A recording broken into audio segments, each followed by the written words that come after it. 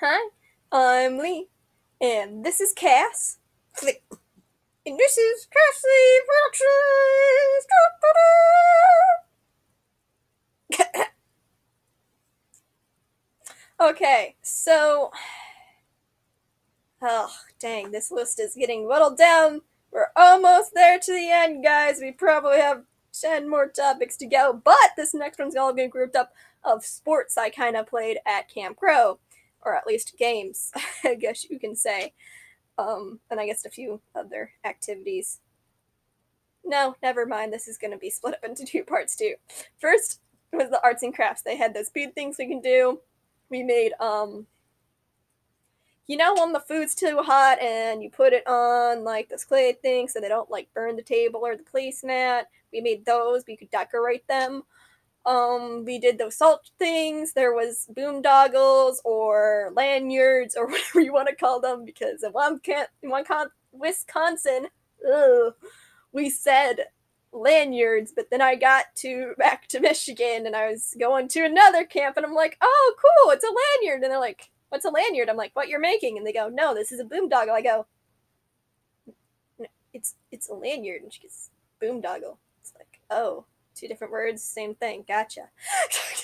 So I actually just wanted to share the whole entire boondoggle lanyard thing because I was like, it's the same thing. But okay, whatever you say. I just realized what's happening. It's fine. And another one is Octoball that I wanted to mention, also known as Gaga. It was fun seeing the different word choices. Here we call it Gaga, but over there they call it Octoball because you play an octagon. And dang, was I really good at the game. I usually didn't get out until near the end because I'm an expert dodger. I don't actually hit anyone or try to get the ball. I just wait till like we're the last few standing and then I try to get people out. It's my same strategy for dodgeball that sometimes works, though we didn't play true dodgeball in my school because my gym teacher realized that flying balls at kids' faces is not a completely safe thing. um, so that one was always fun. My friend Mickey was really for that game. I talked about her in the last video. She was really sports oriented, and honestly, I could always, if I wanted to play a game, I could always count on her. She would totally always join me. One year we tried to go kayaking together, but we had to pass the deep end test for that, and I ended up passing, and she ended up taking the middle end test. And it's like, and for the deep end test, I mentioned this before a few videos ago, how we had to do different things for each one. I never really skied the deep end test. You had to swim a lap around twice, I think. It wasn't just once. And then you had to tread water for 30 seconds. And that was tiring, man. And I was like, so I did all that for nothing? I was like, that was an exhausting test, and you're telling me I could have taken the middle end test because swimming to one end and back isn't that hard for me because I can't reach the bottom anyway of the middle end. It wasn't until like my last 2 to 3 years that I could actually touch the bottom of the middle end. For the longest time, the middle end was my deep end. But anyway, off topic again. Oh my goodness. She was also the one who really got me into this game called Newcomb, which is funny because I actually have another friend whose last name is Newcomb, so it's like the game was named after her, and I was like, oh my gosh, it's called Newcomb? Just her family invented it? Because you're like a young child, and that's what you first think.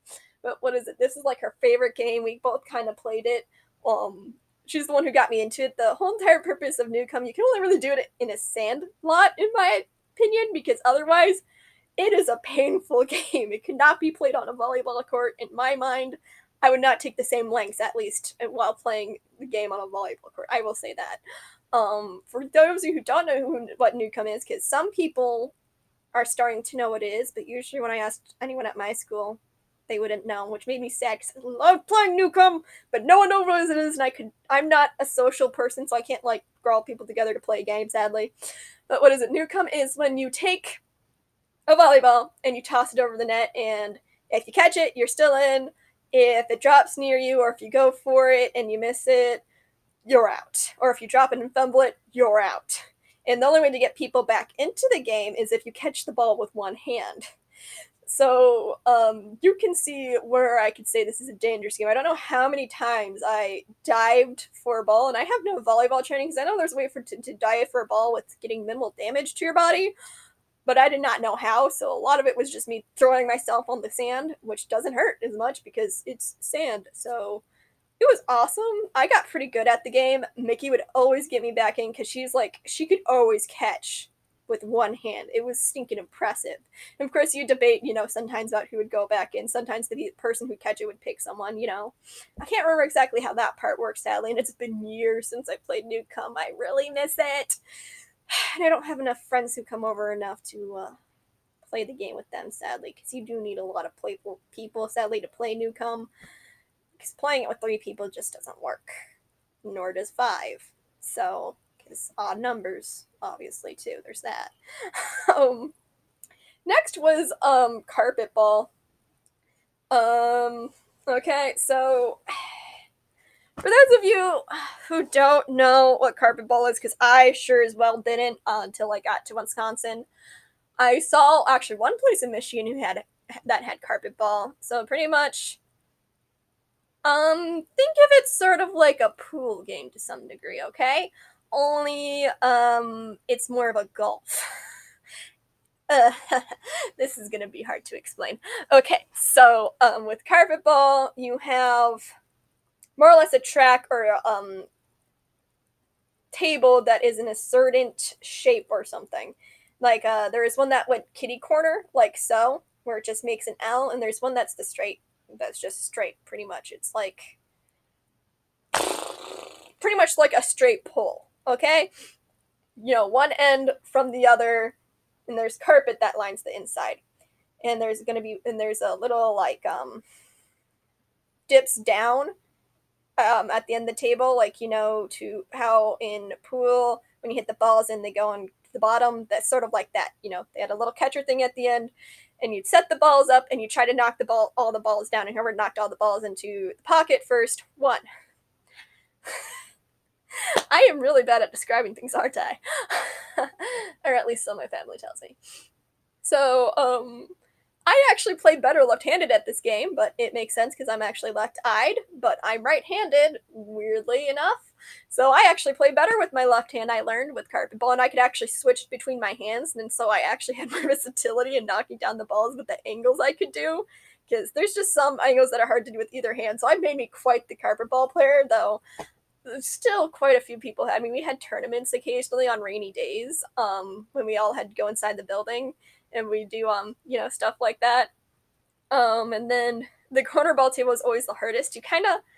I swear that table was slightly rigged because I noticed that if people stood on one side of the table, they were more likely to win than the other side, because half of it had to deal with what hand you were using. The other half had to do with just how the table was made. Because if you were on this one side of the table compared to the other one, if you're a right-handed person, you can get around that curve easier.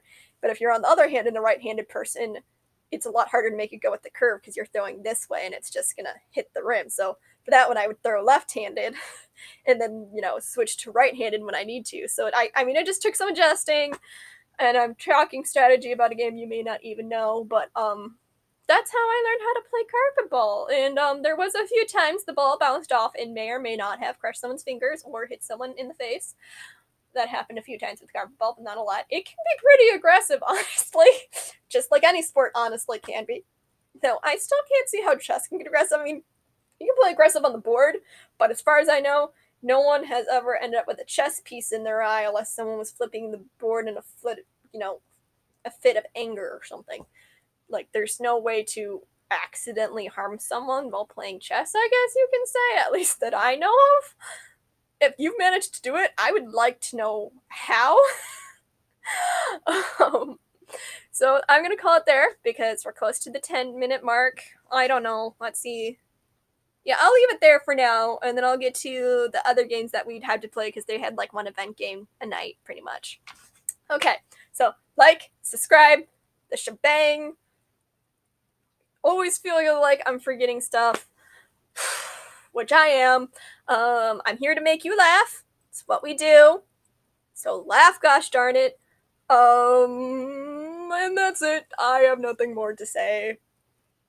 Oh my gosh, my throat's is starting to hurt. So I'm gonna post these ones right now, and I guess I'll film the rest later. So I'm gonna upload these parts all at once because I don't feel like you should wait for parts when I've already filmed them. So you're welcome, even though we have no fans right now. But when I do get fans, you're welcome. Oh, I'm a sad, sad person. But that's okay. Because I'm human then.